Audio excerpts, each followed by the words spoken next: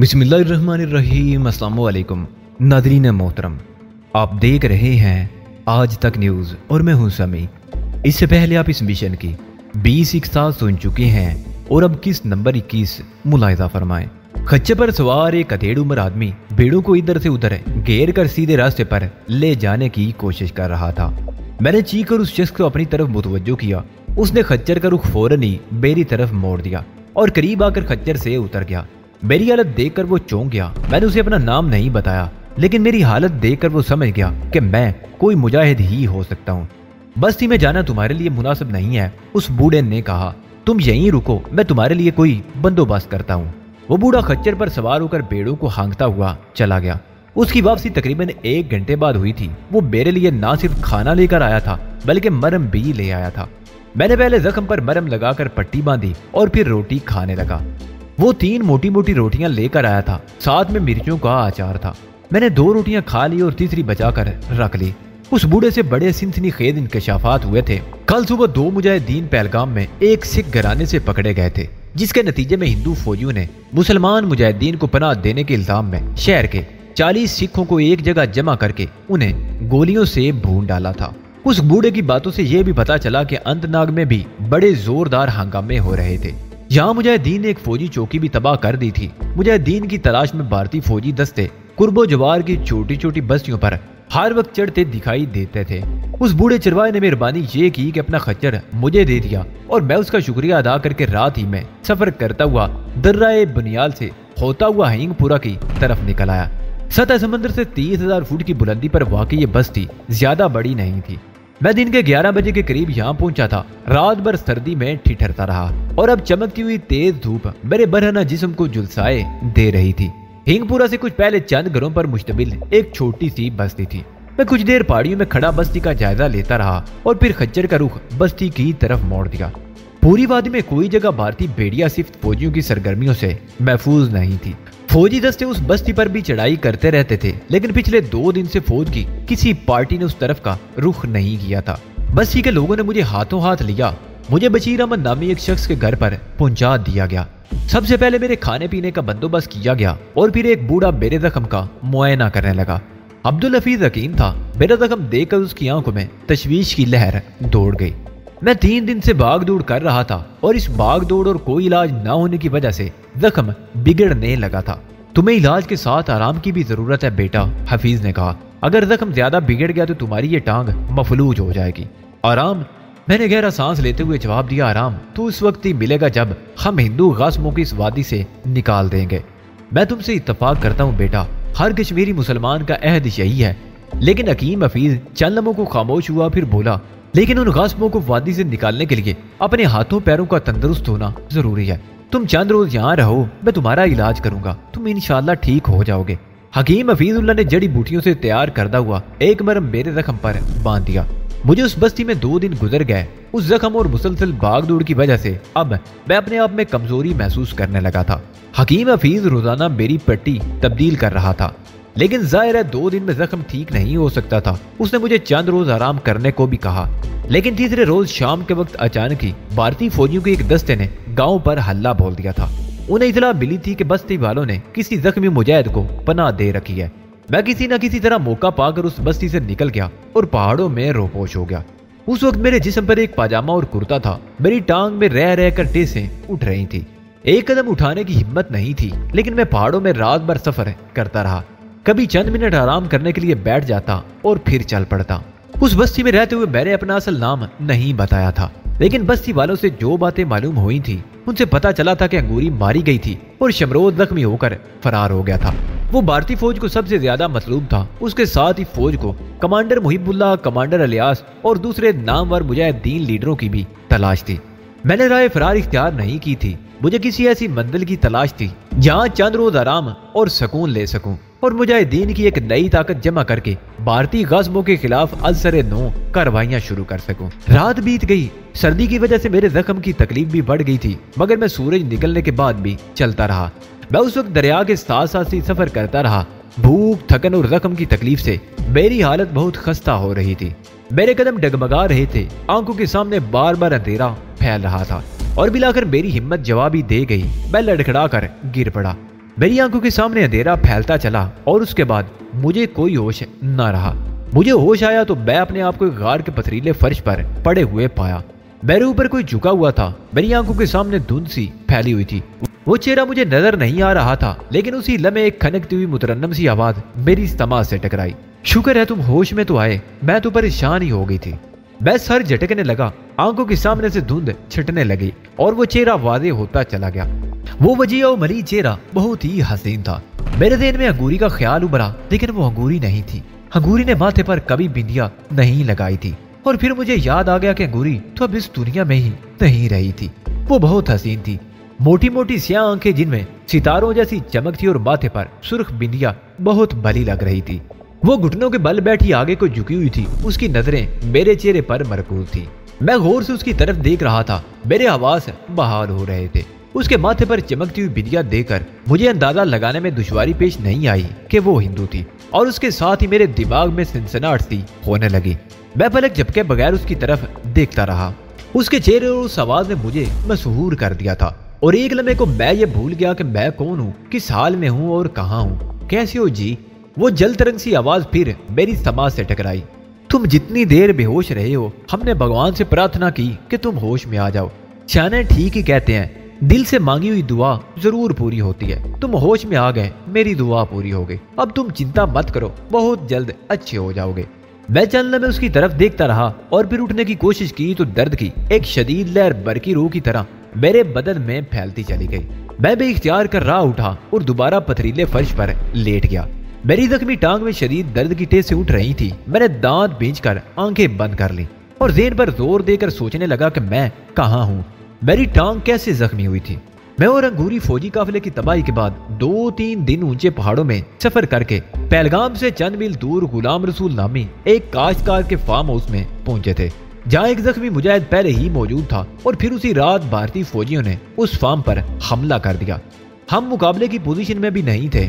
गुलाम रसूल और उसकी बीवी ने हमें वहां से भगा देना चाहा था, क्योंकि उनके ख्याल में मेरी और अंगूरी की जिंदगियां सबसे अहम थी और कश्मीरी कौम को हमारी जरूरत थी। फार्म हाउस से फरार होने की कोशिश में अंगूरी भारतीय फौजियों की गोलियों से छिलनी हो गई और मेरी टांग में भी गोली लगी, लेकिन मैं वहां से भाग निकलने में कामयाब हो गया। मैं 2 दिन तक पहाड़ों में भटकता रहा। मुझे किसी ऐसी जगह की तलाश थी जहां मैं चंद रोज आराम कर सकूं और अपने बिखरे हुए साथियों से राब्ता करके उन्हें एक जगह जमा कर सकूं। लेकिन मुझे ऐसी कोई जगह नहीं मिली। हर शहर, हर गांव और हर बस्ती में भारतीय फौजी मौजूद थे। मुझे जंगलों और पहाड़ों में भी तलाश किया जा रहा था। मेरी टांग का जख्म फैलता चला जा रहा था। मुझे डर था कि अगर तिब्बी इमदाद ना मिली तो जहर फैल जाएगा और टांग मफलूज हो जाएगी। मैं किसी महफूज जगह तलाश में पहाड़ों में भटकता रहा और मिलाकर मेरी हिम्मत जवाब दे गई और मैं गिर कर बेहोश हो गया। और अब जो होश आया तो ना सिर्फ अपने आप को एक गार में पड़ा हुआ पाया, बल्कि एक हसीना भी मेरे ऊपर झुकी हुई थी। मैं उठने की कोशिश करते हुए करा उठा तो उसने जल्दी से आगे बढ़कर मुझे सहारा देकर बिठा दिया। मैंने अपने आप को घसीट कर दीवार से टेक लगा ली। मेरी दोनों टांगे आगे को फैली हुई थी। जिस टांग में गोली लगी थी वो लकड़ी के तख्ते की तरह अकड़ी हुई थी। पतलून का वो हिस्सा खून से सुर्ख हो रहा था। खून सूख गया था और पतलून का कपड़ा भी अकड़ा हुआ था। तुम बहुत घायल हो जी, वो हसीना मेरी तरफ देखते हुए बोली। कैसे लगी गोली तुम्हारी टांग में? तुम्हें कैसे पता चला कि मुझे गोली लगी है? अपनी तकलीफ के बावजूद उसकी बात सुनकर मैं चौंके बगैर नहीं रह सका। हमने देखा था जी, उसने नजरें झुकाते हुए मध्यम लहजे में जवाब दिया। हम तो वेद जी को बुलाने जा रहे थे, मगर उस कारण हमने इरादा बदल दिया। किस कारण? मैंने उलझी हुई नजरों से उसकी तरफ देखा। तुम मुसलमान हो जी, उसने शर्माते हुए जवाब दिया। अगर हम वेद जी को बुला लाते तो वो तुम्हें सैनिकों के हवाले कर देते, इसलिए हमने वेद जी को नहीं बुलाया और तुम्हारे होश में आने का इंतजार करते रहे। अब बताओ जी, हम तुम्हारा क्या करें? तुम्हारा कष्ट हमसे देखा नहीं जाता। मैं गहरी नजरों से उसकी तरफ देख रहा था। अब इसमें कोई शुबा नहीं था कि वो हिंदू थी और उसने ये भी जान लिया था कि मैं मुसलमान हूँ, लेकिन उसके बावजूद उसे मुझसे हमदर्दी हो रही थी और मेरी तकलीफ उससे देखी नहीं जा रही थी। उसने किसी वेद को इसलिए नहीं बुलाया था कि वो मुझे फौजियों के हवाले कर देगा। तुम कौन हो? ये जगह कौन सी है और मुझे इस गार में कौन लाया था? मैंने एक वक्त में कई सवाल कर डाले। हमारा नाम सीता है जी, सीता देवी, उसने जवाब दिया। ये जगह डूडा से 5 कोस दूर है। वो उधर एक छोटी सी बस्ती है, चंद घर है। मेरा मामा वहाँ रहता है, उसकी जमीन है, सेब के बाग हैं और वो बस्ती का मुखिया भी है। हम जयपुर से आए हुए हैं जी। वो चंद लम्हों को खामोश हुई, फिर बोली। हम शहर को इस तरफ आए थे, लेकिन तुम्हें वहाँ बेहोश पड़े देखा। आसपास और कोई नहीं था। हम तुम्हें उठाकर इस गार में ले आए और नदिया से पानी ला लाकर तुम्हें होश में लाने की कोशिश करते रहे। मुझे तो यहाँ ऐसी कोई चीज नजर नहीं आ रही। तुम पानी किस में लाई थी और नदिया यहाँ कितनी दूर है? मैंने इधर उधर देखते हुए पूछा। नदिया उधर नीचे की तरफ है जी, उसने एक तरफ इशारा किया। हम नदिया पर जाकर अपन साड़ी का पल्लू भगो लेते और यहाँ आकर तुम्हारे मुंह पर निचोड़ देते, पर तुम बहुत बेहोश थे और जानते हो 2 घंटों बाद होश में आए हो। तुम हिंदू हो और तुमने ये भी जान लिया कि मैं मुसलमान हूँ। उसके बावजूद तुमने बस्ती वालों को मेरे बारे में इतला नहीं दी। मैंने उसके चेहरे पर नजरें जमाते हुए कहा, तुम तो पहले ही घायल हो। वो बोली, बस्ती वाले तुम्हें सैनिकों के हवाले कर देते और वो तुम्हें मार देते, और तुम नहीं चाहती कि मैं मार दिया जाऊं। मैंने एक बार फिर उसके चेहरे पर नजरें जमा दी। हमने जी जयपुर में सुना था कि कश्मीर में मुसलमान हिंदुओं पर बहुत जुल्म करते हैं। हमारे पिताजी तो हमें यहाँ आने ही नहीं देते थे, लेकिन हम जबरदस्ती आ गए। यहाँ 1 महीना से हैं और जो कुछ देखा वो बहुत अफसोसनाक है जी। यानी मुसलमान हिंदुओं पर जुल्म ढा रहे हैं? मैंने कहा, नहीं जी। उसने जवाब दिया, बात तो इसके उलट है जी। हमारे मामा की बस्ती में ज्यादा घर हिंदुओं के हैं जी, 5-6 घर मुसलमानों के भी थे। हिंदुओं ने उन्हें डराया धमकाया तो अपने घर और अपनी जमीनें भी छोड़कर चले गए। अब मुसलमानों का सिर्फ एक घर है, चाचा कुर्बान अली। बहुत अच्छा आदमी है, वो बूढ़ा आदमी है, एक जवान बेटी है। मेरे मामा से उसकी बचपन की दोस्ती है, इसलिए बस्ती के हिंदू चाचा कुर्बान अली को तंग नहीं करते। वो बहुत अच्छा आदमी है। वो चंद लम्हों को खामोश हुई, फिर बोली, उधर मुसलमानों पर बहुत जुल्म होता है। जम्मू में, कश्मीर में हर जगह उन्हें तंग किया जाता है। सैनिक उनके घरों में घुस जाते हैं, उन पर गोलियां चलाते हैं। मुसलमान औरतों को बालों से पकड़कर सड़कों पर घसीटते हैं, उनका बलात्कार करते हैं। डूडा में हमने खुद देखा है जी। बलात्कार करते हुए? मैंने पूछा। नहीं जी। वो जल्दी से बोली, औरतों को बालों से पकड़कर सड़कों पर घसीटते हुए और उन्हें ठोकरें मारते हुए। गोया तुम्हें कश्मीर के मुसलमानों से हमदर्दी है। क्या तुमने कभी अपने मामा से ये बात कही है? मैंने पूछा। एक बार कही थी जी, जब हम शुरू में यहाँ आए थे। सीता देवी ने जवाब दिया। मामा ने हमें डांट दिया था कि आइंदा हम मोहतात रहें और किसी के सामने ऐसी बातें ना करें। पर मैं वो दिन कैसे भूल सकती हूँ जी, जब 4 लड़के डूडा की तरफ से पहाड़ों में भागते हुए उस तरफ आ गए थे और सैनिकों ने राम मंदिर वाले चश्मे के करीब उन्हें घेर कर गोलियों से भून दिया था। हमने सब कुछ देखा था, मगर मामा से कुछ नहीं कहा। हमें बहुत दुख हुआ था। हम मामा से अपने दुख का इजहार करते तो हमें बड़े जोर से डांटते। पर अब वो चंद लम्हों को खामोश हुई, फिर बोली, और अब तुम आ गए हो, बहुत घायल हो। हमारी समझ में नहीं आ रहा कि हम तुम्हारा क्या करें। मैंने पहली मर्तबा गौर से उसकी तरफ देखा। उसकी उम्र 25 और 30 के दरमियान रही होगी। भरा जिस्म, लंबा कद, चेहरे के नकूश बड़े गजब के। उसने आसमानी रंग की साड़ी पहन रखी थी। वो घुटनों पर किसी कदर आगे को झुकी बैठी थी। तुम मेरी मदद करना चाहती हो ना सीता? मैंने उसके चेहरे पर नजरें जमाते हुए कहा। तुम चाहती हो कि मैं भारतीय सैनिकों के हत्थे ना चढ़ूं? हाँ, मैं यही चाहती हूँ, लेकिन मेरी समझ में नहीं आता कि तुम्हारी मदद किस तरह करूं। तुम्हारा इलाज ना हुआ तो तुम एक तरह से मेरी मदद कर सकती हो। मैंने उसकी बात काट दी। तुमने बताया था कि तुम्हारी बस्ती में एक मुसलमान घराना भी है और तुम्हारा मामा उस बूढ़े मुसलमान कुर्बान अली का बचपन का दोस्त है। हाँ, सीता देवी ने इस बात में सर हिला दिया। क्या तुम कुर्बान अली को मेरे बारे में बता सकती हो, इस तरह के किसी और को पता ना चले? मैंने कहा। अरे हाँ, सीता देवी बोली, चाचा कुर्बान अली को तो हम भूल ही गए थे। वो भी हिकमत जानता है और हम अभी जाकर उसको बताते हैं। वो एकदम जाने को तैयार होगी। अभी रुक जाओ। मैंने कहा, मुझे बड़ी शिद्दत से प्यास लग रही है, किसी तरह मुझे एक घूंट पानी पिला दो। पानी? हम अभी लाते हैं। वो कहते उठकर गार से बाहर चली गई। मैं एक हाथ से अपनी जख्मी टांग को दबाने लगा, जिसमें शदीद तेज से उठ रही थी। मैं बड़ी मुश्किल से तकलीफ जब्त किए हुए था। सीता देवी के जाने के बाद मैं इधर उधर देखने लगा। ये गार ज्यादा बड़ा नहीं था, 15-20 आदमी उसमें आसानी से समा सकते थे। एक तरफ से उसकी छत इस कदर नीची थी कि झुक कर चलना पड़ता था और दूसरी तरफ 20-22 फुट तक ऊपर को थी। एक तरफ जहाँ छत नीचे थी, दीवार के साथ 3 पत्थर चूल्हे की तरह रखे हुए थे, जिसमें जले हुए कोयले रखे थे और 1-2 जली लकड़ियां भी पड़ी थी। वो दीवार धुएं से काली हो रही थी। इसका मतलब था कि ये गार बाकायदा रिहाइश के लिए भी इस्तेमाल होता रहा है। हो सकता है कभी मुजाहिदीन ने यहाँ ठिकाना बना रखा हो। मैं भी उस गार का जायजा ही ले रहा था कि सीता देवी गार में दाखिल हुई। उसे साड़ी का पल्लू समेटकर दोनों हाथों में उठा रखा था और हाथ से पानी की बूंदें टपक रही थी।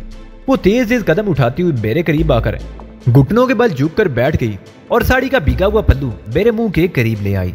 साड़ी का पल्लू पानी से तर था, बूंदें टपक रही थी। मैंने मुंह खोल दिया। वो भीगा हुआ कपड़ा निचोड़ने लगी। पानी के कतरे हल्क से टपकने लगे।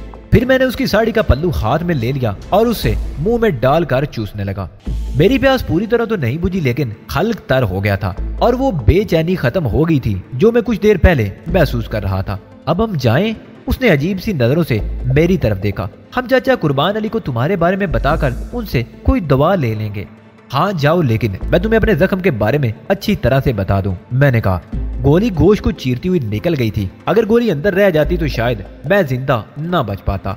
इलाज ना होने और 2-3 दिन तक मुसलसल चलते रहने से जख्म बिगड़ गया है और हमने तुम्हारा जख्म देखा था। वो मेरी बात काटते हुए बोली। हम चाचा कुर्बान अली को अच्छी तरह समझा देंगे और तुम इधर ही रहना जी, बाहर मत निकलना। बस्ती का कोई मूर्ख घूमता हुआ इधर निकल आया और उसने तुम्हें देख लिया तो हमारी सारी मेहनत रायगा जाएगी। ठीक है, मैं इस गार से बाहर नहीं निकलूंगा, मैंने मुस्कुराते हुए कहा। वह उठकर बाहर की तरफ जाने लगी। दाने के करीब रुककर उसने मेरी तरफ देखा और फिर बाहर निकल गई। सीता देवी के जाने के बाद मैं देर तक उसके बारे में सोचता रहा। वो हिंदू थी, लेकिन उसे कश्मीरी मुसलमानों से हमदर्दी थी। उसे बताया गया था कि जम्मू और कश्मीर में हिंदुओं पर मुजालिम ढाए जा रहे हैं, लेकिन यहाँ अगर उसे मामला उसके बरक्स नजर आया। मुसलमान हिंदुओं पर नहीं, हिंदू मुसलमानों पर मुजालिम ढा रहे थे, उन्हें उनके घरों से बेदखल कर रहे थे। ये बड़ी अच्छी बात थी कि सीता ने हकीकत का एतराफ कर लिया था। सारे हिंदू कट्टर और जालिम नहीं थे, ऐसे भी थे जो हकीकत का इदराक रखते थे, लेकिन उनकी तादाद आटे में नमक के बराबर थी और उनकी आवाज कोई असर नहीं रखती थी। मैं सीधा होकर बैठने की कोशिश की तो पहली मर्तबा एहसास हुआ कि मेरी पतलून की बेल्ट और ऊपर का हुक खुला हुआ था। सीता देवी ने मेरी पैंट नीचे खींचकर टांग के जख्म का जायजा लिया था। फिर पैंट तो ऊपर खींच दी गई थी, मगर हुक और बेल्ट नहीं लगा सकी थी। मैंने पैंट को मजीद ऊपर खींचकर हुक और बेल्ट लगाया और एक बार फिर इधर उधर देखने लगा। गार के बाहर धूप चमक रही थी और हवा भी तेज चल रही थी। गार से बहुत दूर नजर आने वाले दरख्त झूम रहे थे। दफादन पत्थरों के लुढ़कने की आवाज सुनकर मैं चौंक गया।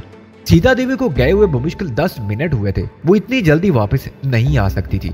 हो सकता है ये कोई और हो, वो कोई भी हो। अगर गार में आ गया तो मेरे लिए बड़ी मुश्किल पैदा हो सकती थी। मैं तो अपना दिफा करने की पोजीशन में भी नहीं था। मैंने एक बार फिर गार में इधर उधर देखा और आगे और अपने आप को घसीटता हुआ उस तरफ बढ़ने लगा जहाँ पत्थरों से चूल्हा बना हुआ था। चूल्हे से तकरीबन 5 फुट बाईं तरफ दीवार का एक कोना कदरे आगे को निकला हुआ था और उसे देखकर मुझे अंदाजा हो रहा था कि शायद उस तरफ छुपने की कोई जगह हो। उस तरफ बढ़ते हुए मुझे अचानक ही अपनी राइफल का ख्याल आ गया। मैंने इधर उधर देखा, राइफल गार में कहीं भी नजर नहीं आई। मुझे अच्छी तरह याद था कि गिरकर बेहोश होने से पहले राइफल मेरे कंधे पर लटकी हुई थी। पत्थर लुढ़कने की आवाज एक बार फिर सुनाई दी। इस मर्तबा ये गार आवाज के दहाने के करीब से सुनाई दी थी। मैं अपने आप को तेजी से घसीटने लगा। मेरा अंदाजा दुरुस्त निकला। आगे को निकली हुई दीवार के पिछली तरफ एक लंबी सी दरार थी और वो दरार इस कदर कुशादा थी कि 3-4 आदमी पहलू ब पहलू चल सकते थे। अंदर किसी तरफ से मध्यम सी रोशनी भी नजर आ रही थी। उस दरार में एक तरफ लकड़ियों का ढेर लगा हुआ था और उसके ऊपर ही मेरी राइफल भी पड़ी हुई थी। मेरे होंठों पर खफीफ सी मुस्कुराहट आ गई। मैंने राइफल उठा ली और अपने आप को घसीटते हुए मजीद पीछे हटता चला गया। तकरीबन 5 गज आगे दरार बाईं तरफ मुड़ गई। मैं भी उसी तरफ घूम गया। मोड़ के दूसरी तरफ दरार तंग थी और तकरीबन 200 गज आगे जाकर बंद हो गई थी।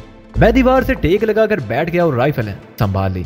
मेरे जहन में तरह तरह के ख्याल उभर रहे थे। सीता ने बताया था कि भारतीय सैनिक इस तरफ घूमते रहते थे। हो सकता है उन्हें कोई शुबा हो गया हो या बस्ती वालों को बनक पड़ गई हो। अगर वो लोग गार के अंदर आ गए तो मेरे लिए फरार के तमाम रास्ते बंद हो जाते। ये गार मेरे लिए चूहेदान बन गया था। गार में अब दौड़ते कदमों की आवाजें सुनाई दे रही थी, लेकिन कदमों की वो आवाजें बारी नहीं थी और चंद सेकंड बाद ही मेरे उस ख्याल की तस्दीक भी हो गई। वो 9 उम्र लड़के थे और उनकी तादाद 4 या 5 रही होगी। वो गार में इधर उधर दौड़ते हुए शोर मचा रहे थे। उनकी आवाज गार में गूंजती तो वो मजे लेने के लिए और भी जोर से चीखने लगते। अब मैं सूरत हाल समझ गया था। बस्ती के 9 उम्र लड़के शायद खेलते हुए इस तरफ आ निकले थे। मुझे अपना लड़कपन याद आ गया। मैं भी तो हम उम्र लड़कों के साथ अपने कस्बे के नवा में पहाड़ियों पर घूमता रहता था। ये लड़के भी यकीनन खेलने ही के लिए निकले हुए थे, लेकिन अगर उन्हें गार में मेरी मौजूदगी का एहसास हो गया तो मेरी जिंदगी खतरे में पड़ जाएगी। दफादन एक आवाज सुनकर मैं चौंक गया। वो आवाज लड़कों की आवाजों से मुख्तलिफ थी।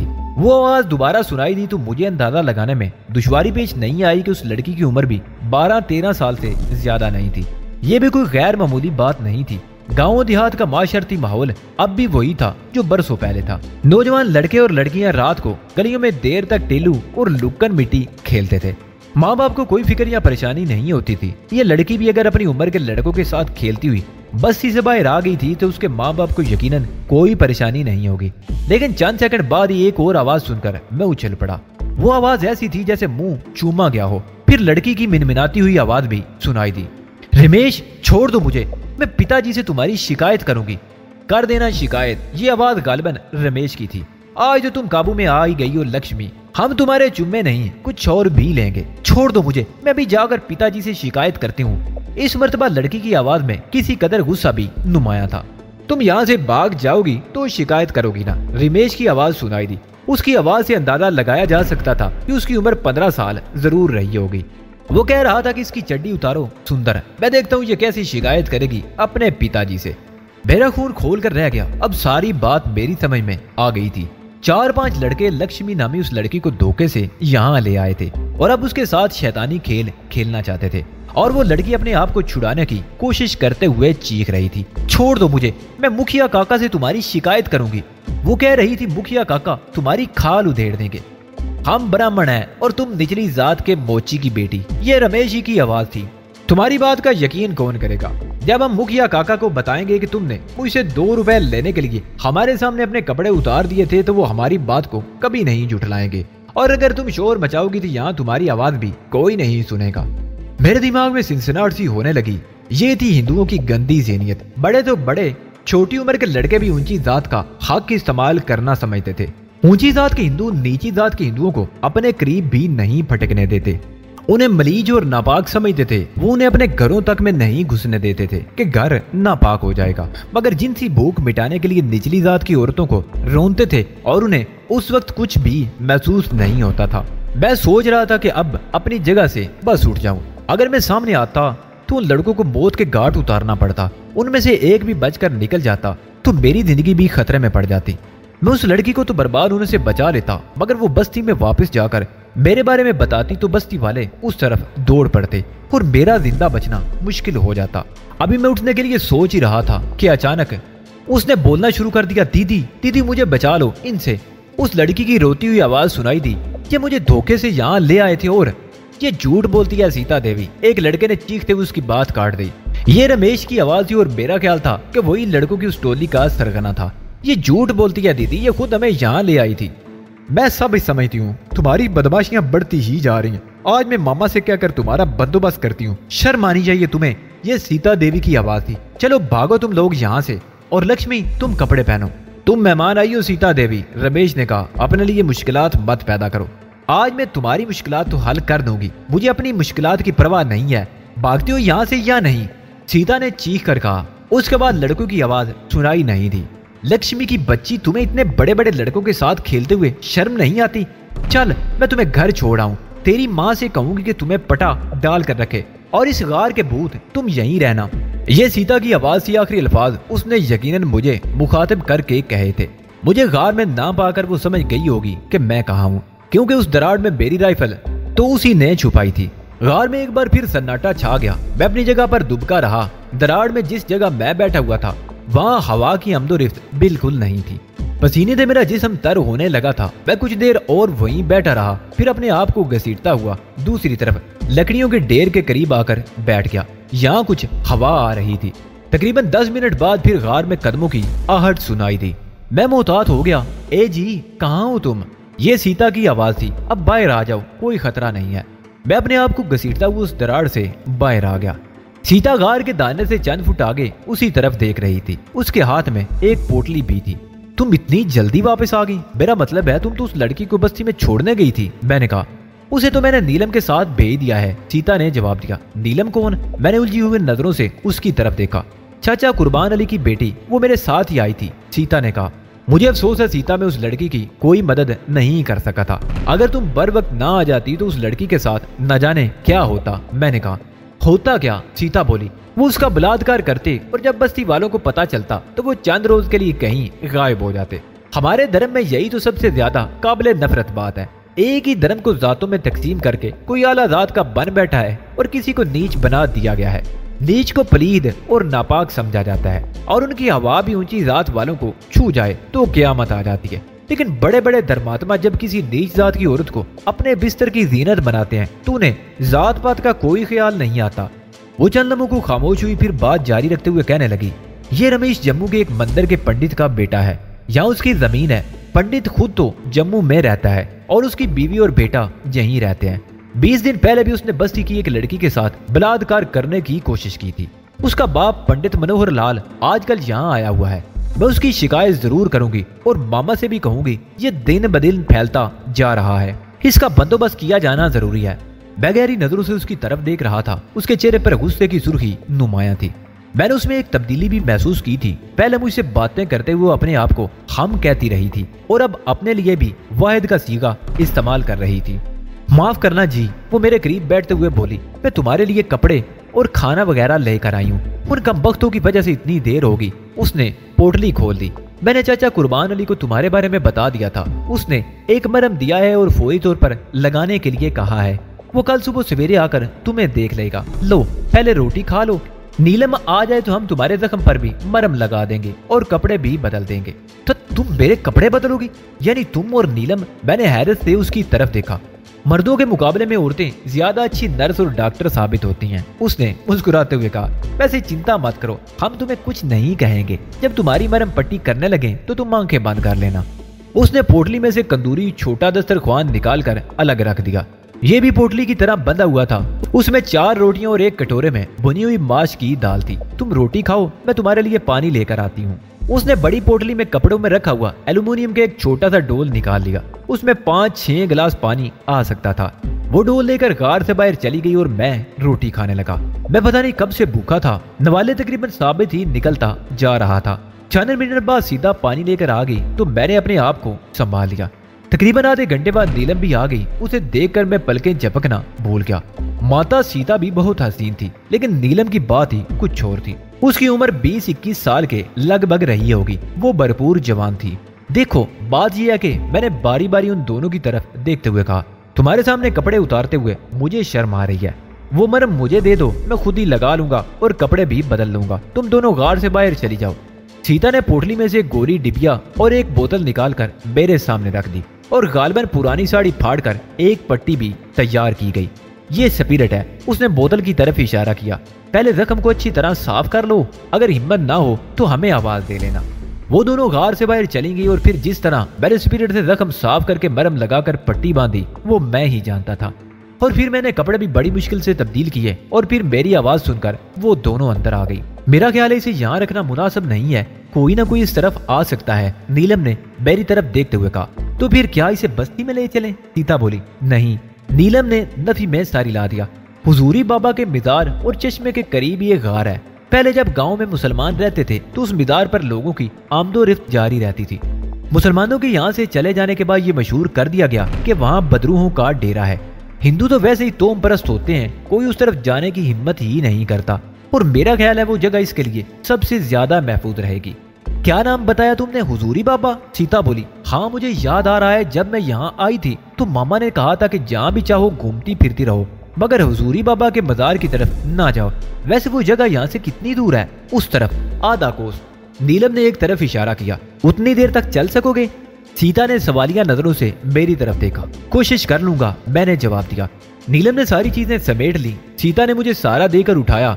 मैं राइफल को लाठी की तरह टेकता हुआ उसके साथ चल पड़ा, लेकिन मैं ज्यादा दूर नहीं चल सका। उन दोनों ने मुझे दोनों तरफ से सहारा दिया और हम चट्टानों में घूमते हुए निस कोस का फासला तकरीबन 1 घंटे में तय कर सके।